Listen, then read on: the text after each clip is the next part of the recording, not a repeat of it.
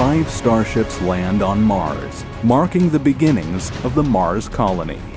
All of the Martian rovers sent by different countries before this day watch as the 5 uncrewed starships land and deliver life support systems. These pioneering starships pave the way for humans to land on Mars in 2 years' time, for fishes to be grown in 9 years, and for the first baby to be born on the red planet in 15 years' time.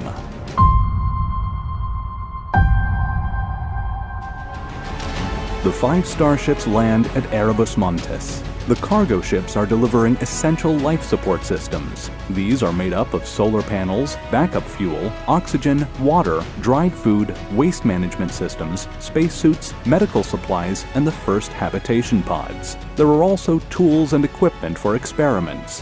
One of the starships is carrying Mars's new Starlink communications network and deploys it in orbit before landing to deliver life support cargo. Only 4 satellites are needed to create the Martian Starlink, as the Mars base will be concentrated to one area. There are also 7 football fields worth of solar panels on the cargo list. These are used to power the future base and fuel production. Solar panels on Mars are only 43% as efficient as they are on Earth. Rovers, as well as robotic dogs by Boston Dynamics, which SpaceX uses to inspect rockets on Earth, are deployed from the starships to the Martian surface. Work begins on setting up the Mars base. The rovers and robots deploy the solar arrays. Prep work begins for fuel production experiments. Rovers begin drilling for icy water deposits. The Sabatier process is used to take the CO2 from the Martian atmosphere and hydrogen from mining Martian icy water, and then uses heat and pressure to turn it into water, oxygen, and methane fuel. Multi-use rovers begin flattening and melting the Martian regolith, the loose soil, to prepare a large flat landing pad. It reduces the kick-up of dirt and rocks, increasing the safety for the next landings. The population on Mars is made up entirely of robots.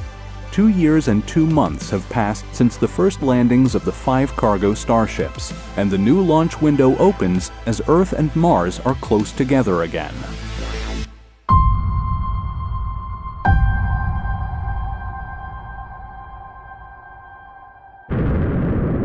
Two starships carrying a total of 30 astronauts land on Mars. 10 additional cargo ships accompany them, carrying an oversupply of life support.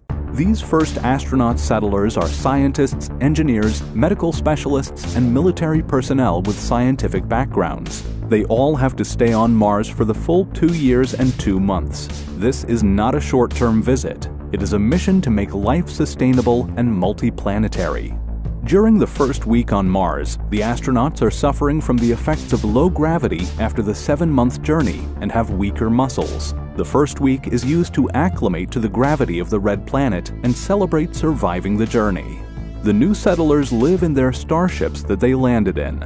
The crew begins to adapt to their new surroundings. Life on Mars is harsh. The average temperature outside is minus 63 degrees Celsius or minus 81 degrees Fahrenheit, with a maximum of 20 degrees Celsius, 68 degrees Fahrenheit in the summer at the equator. Windstorms are common on Mars. They lift rust-colored dust into the atmosphere that can cover the entire planet.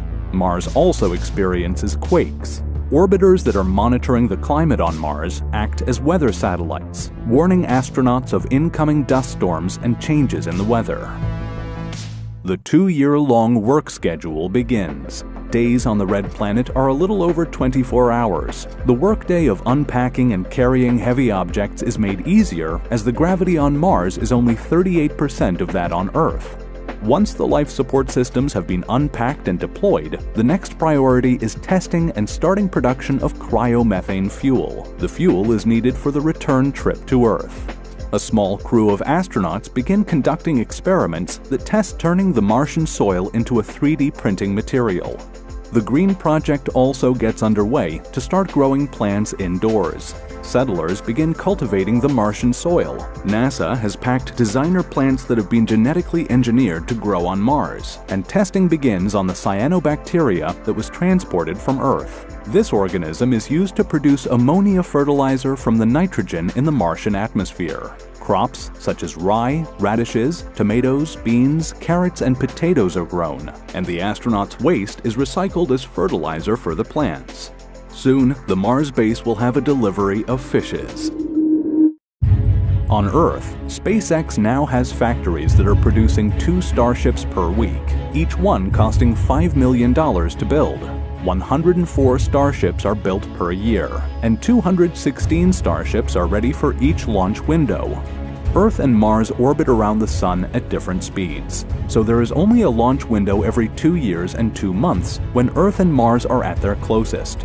During each launch window year, there are only a few days, as low as 12, to launch. And for each day, the launch window ranges from only 30 minutes to 2 hours.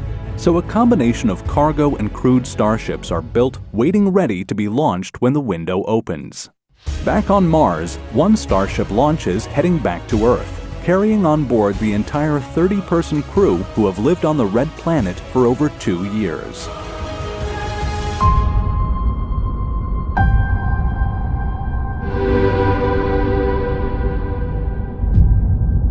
With the landing of the second group of settlers, humans now surpass robots as the majority population. The first architect arrives, along with 4 privately paying individuals who are paying $50 million each. The rest of the crew are scientists, engineers, and botanist farmers. The first set of small permanent greenhouse domes are constructed, adding to the number of plants being grown on Mars. The settlers eat the first Martian salad. A small portion of the food on the planet now comes from locally grown produce. This slowly reduces the amount of food that needs to be transported from Earth on future missions.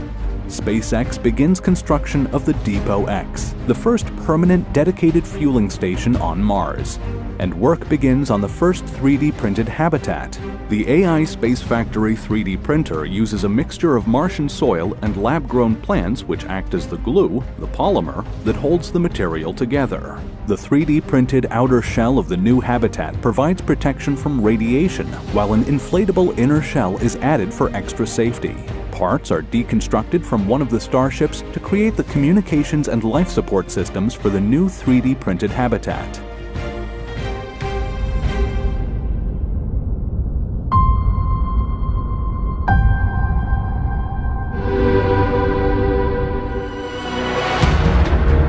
As more sophisticated 3D printing robots arrive, larger hydroponic crop facilities are built, generating the majority of the food for the Martian settlers. Elon Musk even has a team working on Mars with their own vertical farm. The settlers begin testing underground digging for habitat purposes. Data is sent back to the boring company on Earth.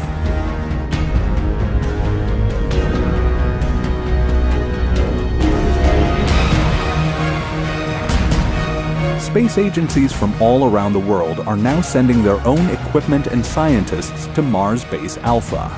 The domain name Amazon.Mars is registered by Jeff Bezos. Blue Origin plans to open for delivery to Mars for space agencies first and then later for private clients. The new Starship crew have transported fishes from Earth to create an aquaponic greenhouse, as there is now enough water being made on Mars. The first funeral is held, the settler is cremated and spread across the Martian landscape. Back at Earth, a fleet of starships full of fuel, cargo, and passengers is waiting in low Earth orbit. When the launch window opens, they fly as a fleet to Mars. The spacecrafts are able to support and dock with each other if needed during the 7-month journey.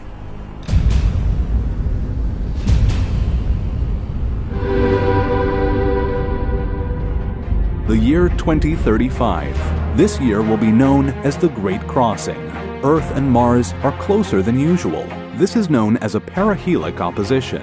The journey is shortened from 7 months to 5. Hundreds of settlers now land on the red planet. Autonomous industrial-scale 3D printers are now used to grow the base. The international habitat expands and becomes a town-sized settlement of interconnected domes. The construction of the first Martian hospital begins, and a growing number of people decide to remain on Mars as more facilities are built.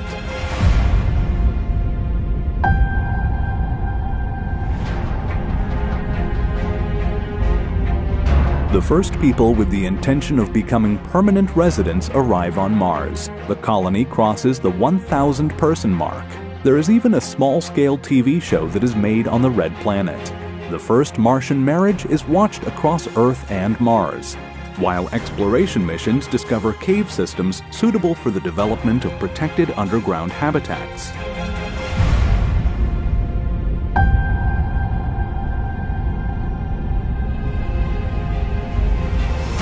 The boring company Tunnel Digger lands on Mars and begins testing digging underground tunnels for shielded passageways and for underground habitat construction. This marks the beginning of Elon Musk's Boring Mars company. Robotic bases are now present at different locations further away from the main base. They act as mining outposts. And nation-states begin constructing smaller habitats away from the base. They become embassies on Mars, and architectural design moves habitats from purely functional constructions to expressive symbols of national pride. The first person is born on Mars. Scientists study the health of the mother and baby closely.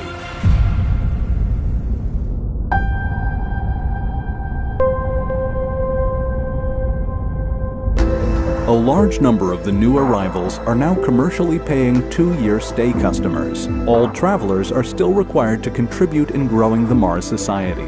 With over 7,000 people now on Mars, the first Martian political system is created. Local policies are needed to help govern the residents of Mars and keep pushing the mission of being self-sustaining as a matter of survival for the colony. The first restaurant opens on Mars, serving bioprinted food, including meat.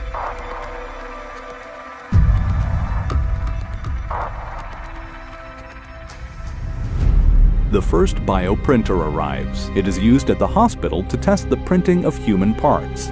A dedicated maternity ward is opened at the hospital to deal with the increase of births from the Martian residents. The first parts of a nuclear fusion power plant begins construction, reducing the need for additional solar panels that are sent with each mission from Earth.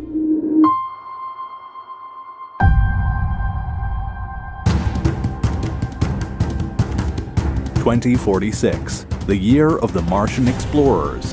The first person climbs Olympus Mons. It is 2.5 times taller than Mount Everest, making it the tallest mountain and volcano in the solar system. The 9.5-month journey tests the limits of the new flexible spacesuits. The first mRNA manufacturing facility is operational, allowing the people of Mars to be vaccinated for when they return to Earth. Schools are now being built as workers begin to move their families to Mars.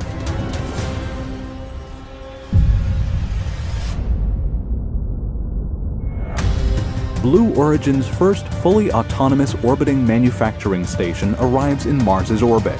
The space station processes asteroids for rare materials. It is done in space so that the Mars atmosphere is not polluted. Manufactured goods are then sent down to the Martian surface. Elon Musk opens the first Tesla Gigafactory on Mars. Here they recycle solar panel batteries and assemble open and enclosed electric transporters, and also maintain ATVs and other SpaceX transport vehicles.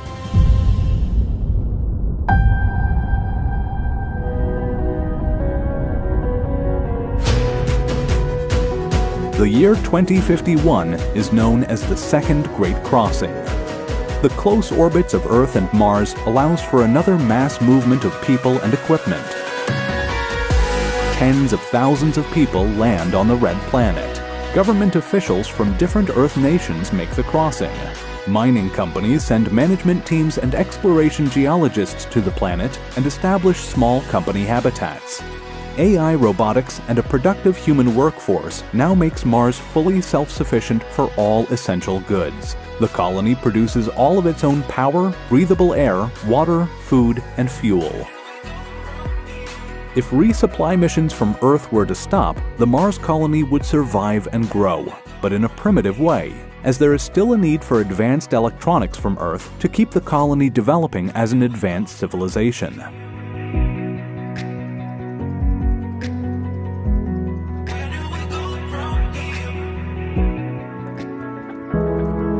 To mark the 10,000 days humans have settled on Mars, the first Mars-born human visits Earth. The traveler is assisted by a robotic suit controlled by a Neuralink brain chip that helps support them in the heavy Earth gravity. On Mars, Grasslands and woody plants are thriving in vast enclosed greenhouse domes, built over melted ice lakes near the equator. They are slowly adding oxygen to the Martian atmosphere. The first strands of grass are found growing wild on the Martian surface. Escaped seedlings from the greenhouses are attempting to survive on the surface of Mars.